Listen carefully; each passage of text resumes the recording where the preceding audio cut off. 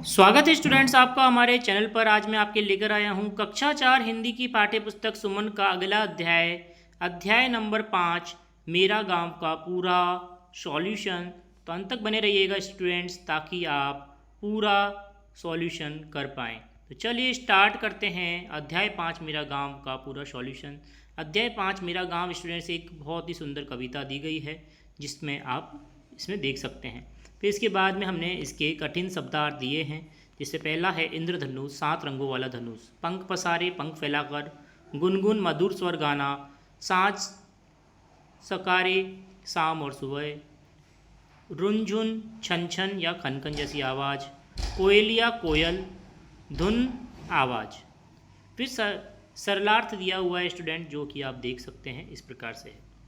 फिर देखिए स्टूडेंट्स कठिन शब्द है अगले पैराग्राफ का, जिसमें इठलाता होता, मस्ती से लहराता, पगड़ी सिर पे बंधा जाने वाला कपड़ा, उमंग खुशी उत्साह, ढप ढोल या मृदंग पारंपरिक वाद्य यंत्र हैं, महक खुशबू, फागुन वसंत ऋतु का महीना।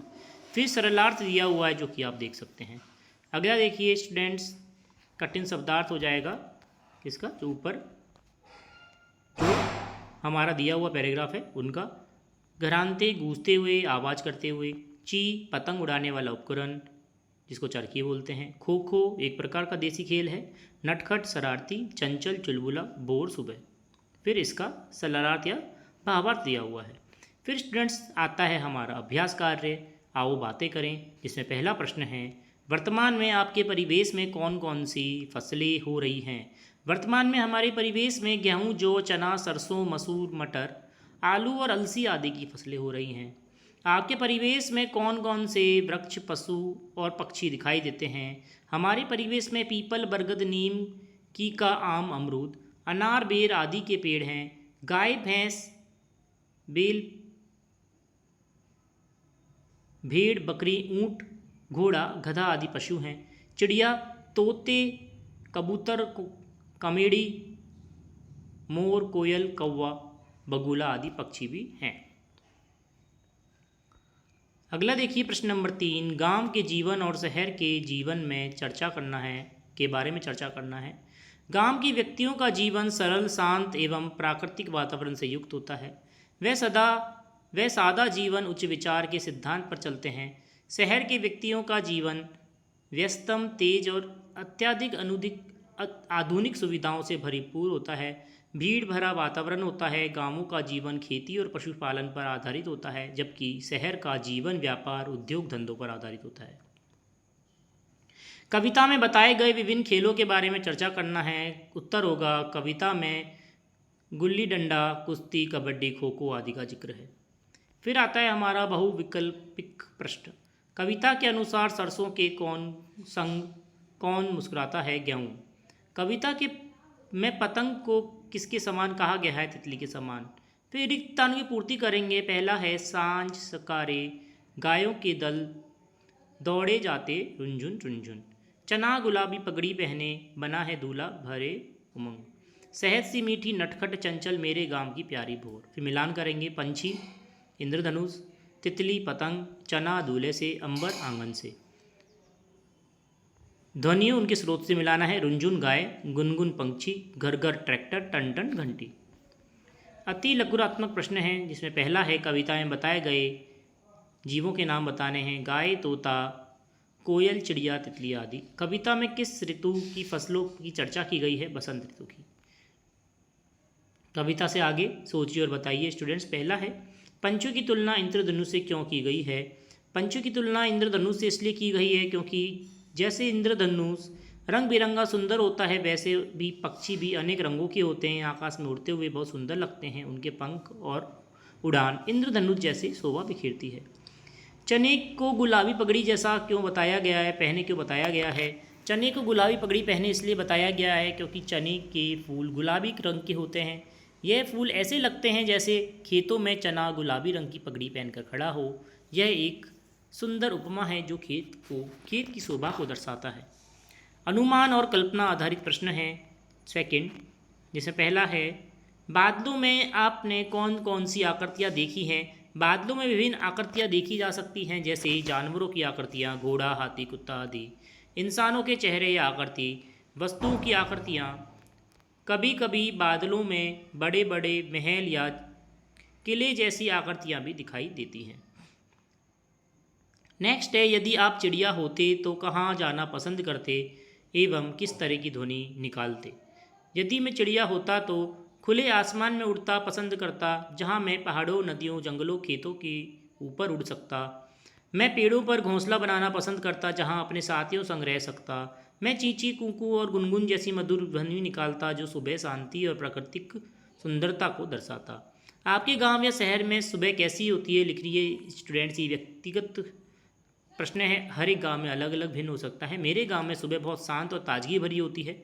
सूरज की पहली किरण पेड़ों और घरों पर पड़ती है और पक्षियों की चहचहाने की सुनाई देती है। खेतों में किसान काम पर निकल जाते हैं और ट्रैक्टर की आवाज़ सुनाई देती है। हवा में मिट्टी और ताज़ी फसलों की खुशबू घुली होती है। अगला है, निम्नलिखित पंक्तियों पर आधारित चित्र बनाइए। इंद्रधनुष से पंख पसारे पंछी गाते गुनगुन गुनगुन। इस पंक्ति के आधार पर चित्र के एक रंगीन इंद्रधनुष होगा, जिसके नीचे पक्षी अपने पंख फैलाए उड़ रहे होंगे, खुशी से गुनगुना रहे होंगे। जैसे कि चित्र है स्टूडेंट्स। चना गुलाबी पगड़ी पहने बना है दूल्हा भरे उमंग। इस पंक्ति पर आधारित चित्र में चने के पौधे को एक दूल्हे के रूप में दर्शाया गया है, जिसने गुलाबी रंग की पगड़ी पहनी हुई है और होगी। वह उमंग उत्साह से भरा होगा। यह एक लाक्षणिक चित्र होगा। जैसे कि इस प्रकार से चने का पौधा है, गुलाबी फूल होता है स्टूडेंट्स, जिसको उपमा दी गई है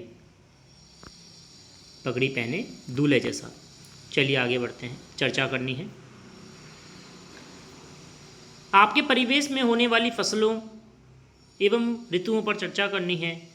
खरीफ की फसल चावल, बाजरा, ज्वार, मक्का, सोयाबीन, मूंगफली आदि।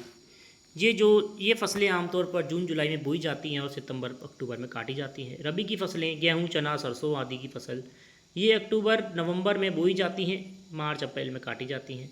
जायद की फसलें सब्जियां जैसे फल, तरबूज और सब्जियां, ककड़ी, लौकी, ये रबी की फसल और खरीफ की फसल के बीच छोटा अंतराल में बोई जाती हैं। अगला क्वेश्चन है, कविता में आई ध्वनि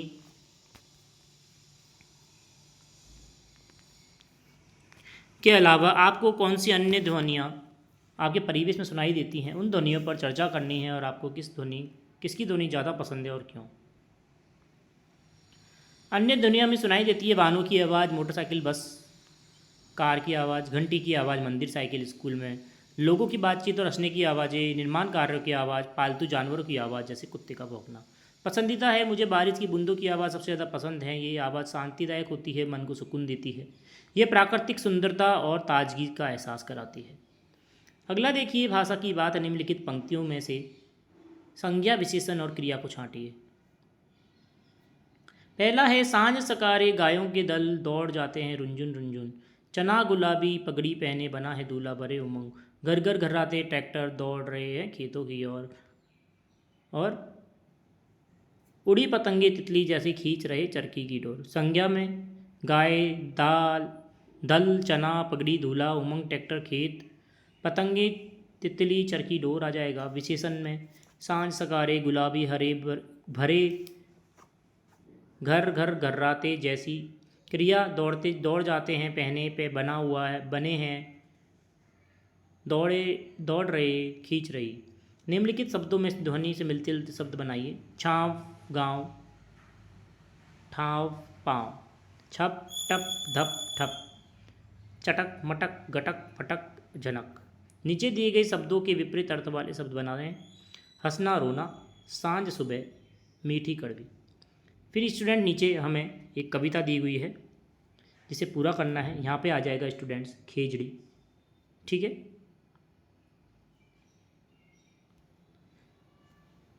फिर स्टूडेंट्स रिक्त स्थानों पूर्ति करते हुए पंक्तियाँ इस प्रकार थी जो हमने देख ली हैं खिचड़ी, और नई पंक्तियाँ आप देख सकते हैं। तो स्टूडेंट्स ये पूरा होता है हमारा अध्याय नंबर 5 हमेरा गांव का पूरा सॉल्यूशन। फिर भी कोई दिक्कत आती है कमेंट के माध्यम से पूछ सकते हैं। लाइक करें, शेयर करें, सब्सक्राइब करें। धन्यवाद।